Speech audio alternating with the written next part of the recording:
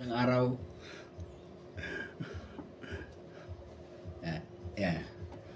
Um, Meron kasi tayong kasamaan sa isa nating isang kasama natin sa industriya ng Kabengbe Industriya.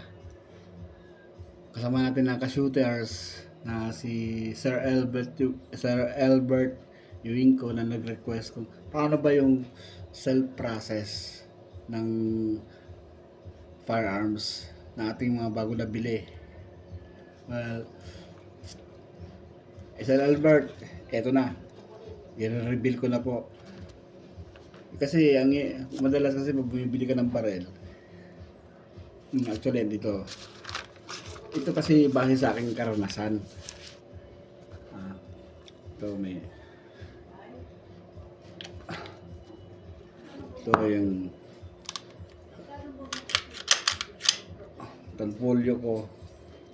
Tanfolio polymer. Tapos yung aking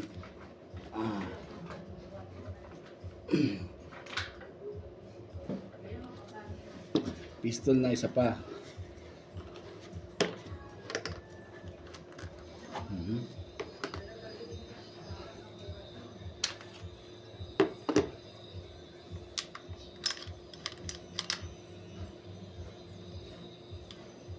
Ito ang aking DASA. Oh, kita nyo? Diba? So, nung nabili ko to, siyempre pinasikaso ko na rin sa gun store yung firearms license nito. Medyo may kamahalan may kamahalan mga kasama, kaya naisipan ko sa pangatlo kong barel, ito nga yung aking newly acquired Tisa Sigana PX9 na striker fired polymer pistol. Ako na mismo ang maglalakad at mag-aayos ng mga papeles. Susubukan ko naman kung tama ba yung sinasabi ng mga dealer na naabot ng 3 araw, linggo, or bla bla bla ang proseso ng papel ng barel. Ngayon, bago tayo mag-umpisa, paki-like and share naman. Kaya paki-subscribe na rin bilang tulong na rin sa akin. Salamat po. Ang una mong gawin, kapag lumabas na yung payments by, pag nagpa-self process ka, siyempre sarili mo lakad yun, kumbaga itatag ng dealer yung tag to license ng dealer yung sa pangalan mo yung baril mo. Ngayon, kapag lumabas na yung payments by, ipila mo yan sa sa land bank on call slip. Ngayon lumabas na siya 1,800 o 1,600 plus 200 sa ID for 10 years. Pa 10 years muna, 10 years para wala ka ng problema. Dito gaya na ito, 10 years to. Ngayon lumabas na siya at lumabas na doon sa APO account mo, nakalagay doon for payment validation. For payment validation na. Pumunta ka na agad doon sa one stop shop sa Krame. At bago ka pumunta, siguraduhin mo dadala mo na yung printed file ng yung LTAP. Hindi yung ID card, yung printed na file mo doon sa pwede mo i-download yun. As ipa-print mo yung LTAP. Yun lang ang kailangan. Ba gumaya ka sa mga, may dalawang nakita sa YouTube na dalawang vlogger na kasama natin na kailangan daw ng ID, picture, to say photos, 2x2 photos. Hindi na kailangan makasama. Hindi na kailangan. Trust me. Hindi na kailangan yun. wala ka ng picture na gagawin. Kasi, pati ako nagpa-picture ako. Totoo yun. Dali.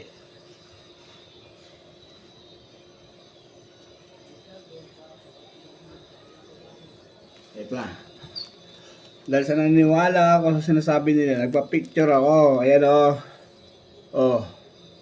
Yan. Yung araw na yun, nakapang Superman pa ako ng damit. Diba? Mga mo sa vlog ko sa ano.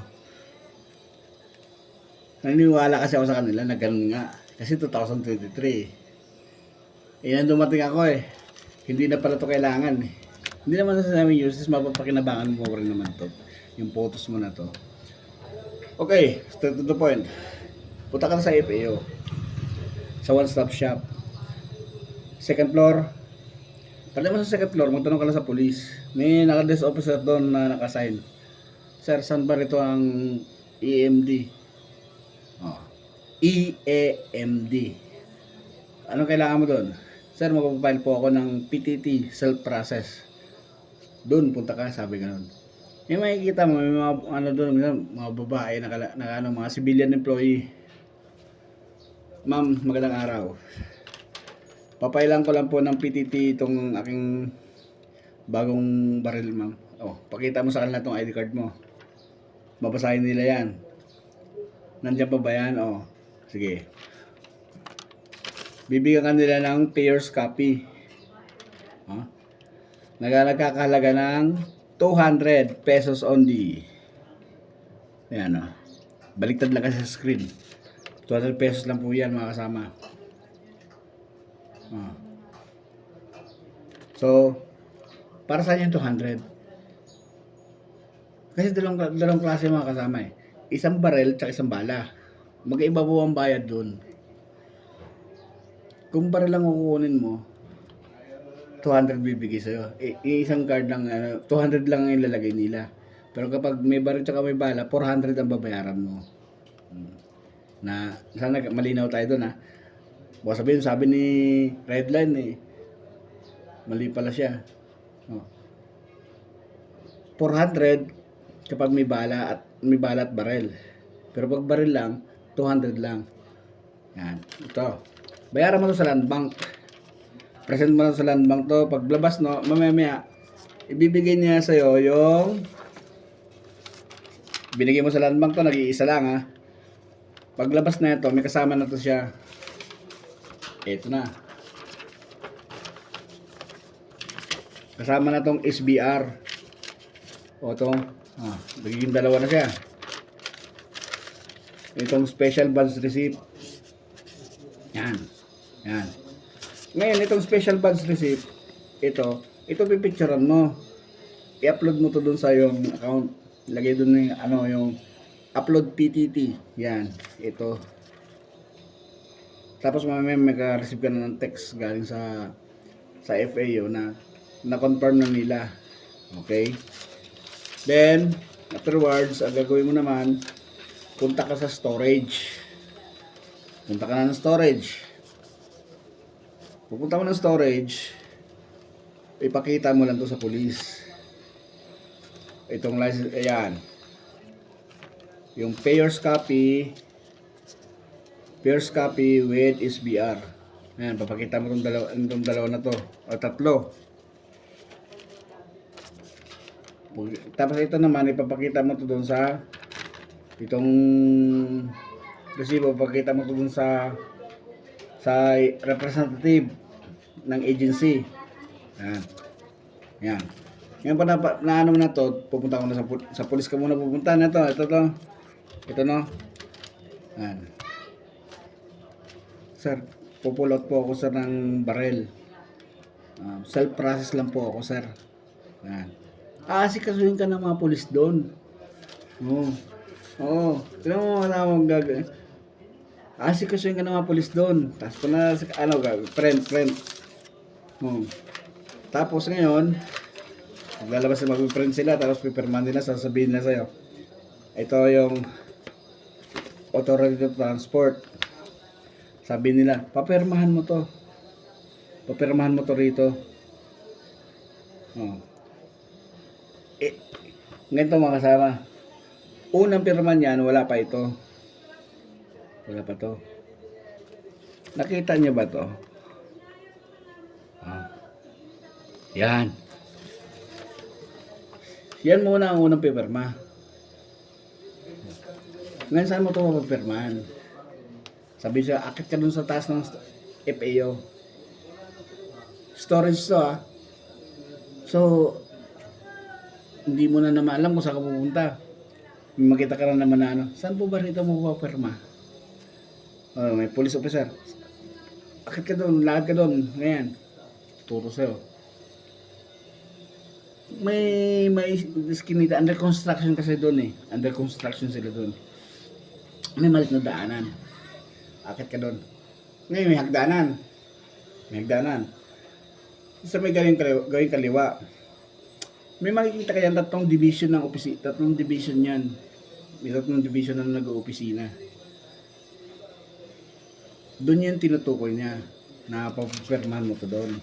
To, ang iyong permit to transport. Pagpunta mo doon, sa unang bilang, yun ang, halimbawa, simula na sa dulo, yun ang 1, 2, 3. Yun ang bilang ko ha, 1, 2, 3 sa dulo. Dulo mismo, dulo ng pasilyo. Hindi ka doon, pupunta ka doon sa number 2. Pupunta mo sa number 2, doon mo makukuha to, yung perma na to. Ibig sabihin na check niya na. Perma niya yan. Sabihin, saan pa ako susunod na pupunta? Doon sa kabila. Sabi niya sa kabila, punta ka dyan. So pupunta ka naman sa number 3. Doon mo na ito makukuha. So, number 3. So yun. Kung sino mang designated na pipirma doon. So yan, okay na. Diba? Napirma na. Ngayon babalik ka doon sa storage. Sir, napirma ko na po. Sabihin naman sa'yo doon, ipa-photocopy mo to ng dalawang kopya. So ilang kopya ba to? Isa, dalawa, tatlo, apat, dalawa. Magkano isang Xerox?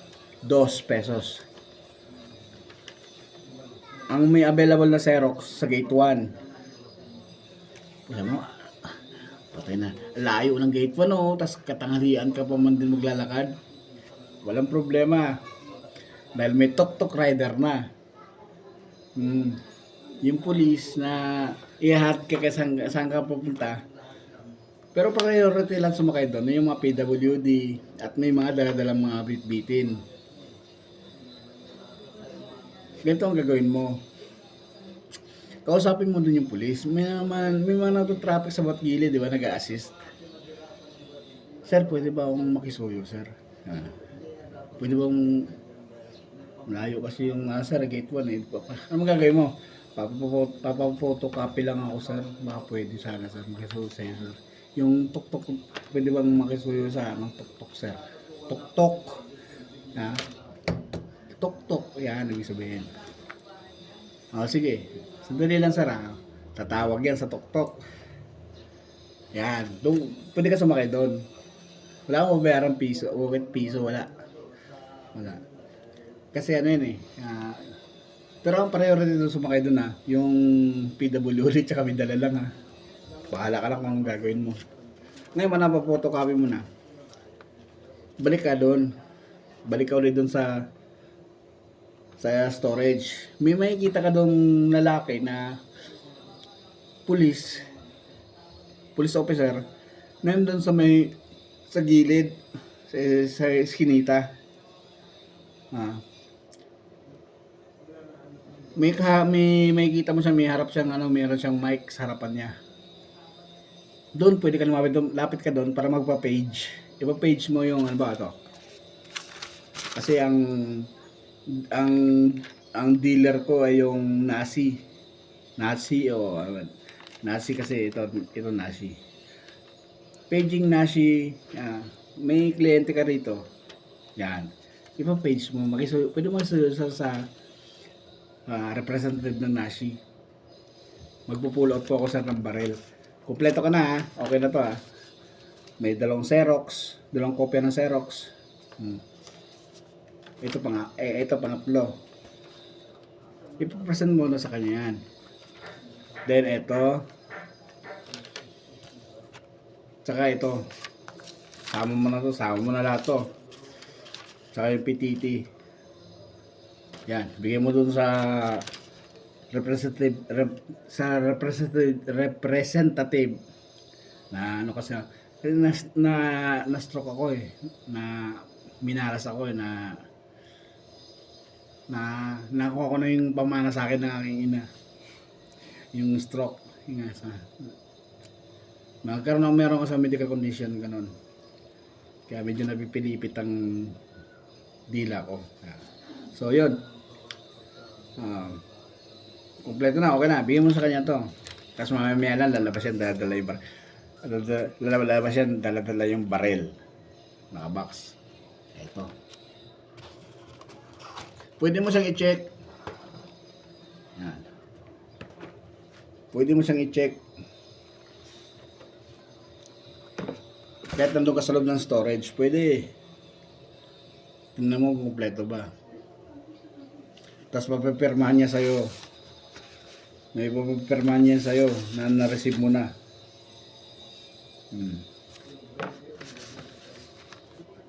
Ganun lang. Ganun kadali. Huwag ka maniwala doon sa ano na it takes 2 to 3 days sa mga ano, papapeles. Wag. Ako na mismo nagsasabi sa inyo, huwag ka maniwala sa mga atik-atik ng mga gun dealer. May mga ganun namimera. Ikaw lang mismo. Isipin nyo mga kasama, magkano ginastos ko rito? 200 pesos lang. 200 pesos plus pa Xerox. Isipin mo yun. O 4 na kopya. Tigdo 2. O 4. Diba? So 8 piso. 2 kopya. 16 pesos. 200, almost 200, 218 pesos only lang nakuha ang ginastos ko para makuha ko itong firearms registration. O yung firearms, itong permit to transport para maiuwi ko siya sa bahay. Ganun lang mga kasama ang binayaran ko. Sana naging malaking tulong to sa lahat. Na ganun na palang proseso ngayon, wala nang picture. Okay mo na picture ha. Wala. Ako na mismo nagsasabi. Walang ganun. 200 pesos lang. Tapos yung may ano kayo 20, 220, sabi natin 220 pesos lang natin ang ginastos ko. Ganun lang. Paki-like and share naman mga kasama para naman malaking tulong po sa akin. Salamat po sa inyo. Iyos po tayo sa disgrasya. Lagi tayong safety. Yun na po. Sir Albert, viewing ko, sana po natugunan ko po ang iyong katanungan sa akin. Maraming salamat po. God bless po sa inyo.